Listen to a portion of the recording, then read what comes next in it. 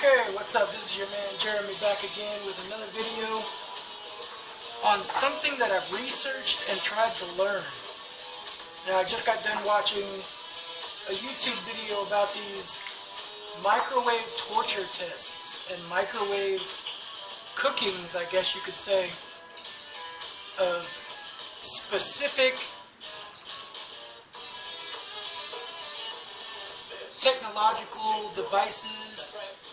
You know, I'm shocked sometimes by the things that I see, and this one I was shocked, especially and particularly because of how much this reminded me of the cooking of Jews in ovens. You know, sometimes I think in our day-to-day routines we forget how amazingly sick some people's thinking can be. And you know, we don't often put it into perspective, the fact that something that we believe to be an inanimate object, you know, and we perceive it as an inanimate object, but we don't truly understand the complexity of energy. You know, when you start to get down into the deepest essence of energy, it can be construed as life, as a life form. So when you do something like cooking an iPad mini in a microwave, like I watched right now in this video, you know, there's things living inside of that. The iPad mini itself could be seen as a planet hosting all these beings of energy which traverse in that universe, creating life which power the machine. So when you do something like put it in a microwave and microwave it, in a sense, you're destroying that world and cooking those souls. It's basically a holocaust of energy.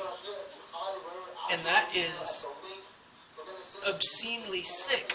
Now, the people who actually did this don't consider themselves sick because they see themselves as cooking or destroying a piece of property. You know, they don't see the machine as anything other than property, as anything other than something inanimate that they've purchased or that they own, or, you know, something that's theirs. I highly disagree with this. I'm deeply sickened by these torture tests, and I think it's a sign. You can take it as a sign in a way of the end times. You know, the fact that we're seeing this on television or subscribed media, or however you want to perceive it, or however you catch a glimpse of it. It's amazing because for sheer entertainment, we're getting to see something so horrific.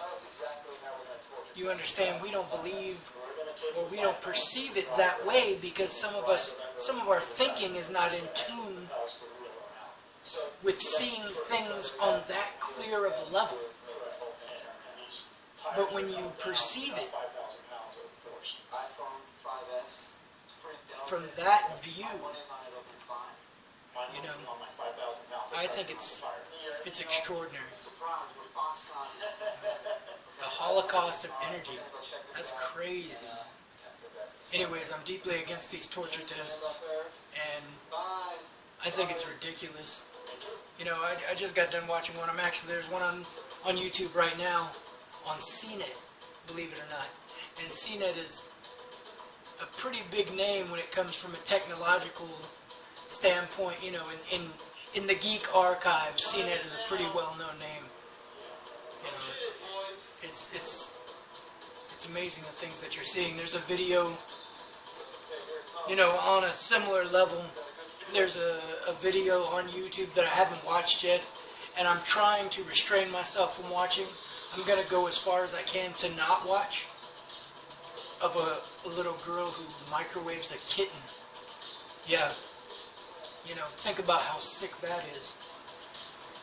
It's amazing, you know, it's sickening, and I'm totally against it.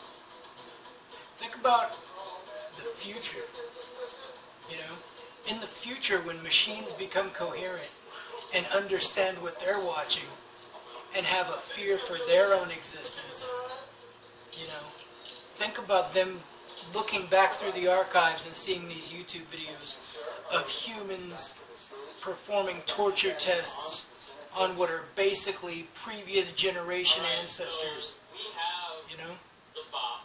Think about how deep this kind of thinking goes, the kind of clarity that we're talking about, you know. Over the course of time, these things will come to pass, you know. That's why I look at the Bible, you know, a sign of the end times. You know, it's an amazing theory when you get into all of it and realize how deep it goes. But, you know, this is Jeremy again. Peace out, you guys, with another video on YouTube about things that I've perceived and which I've learned, and just how amazing it all is. Thank you, Jesus, for another day. Amen.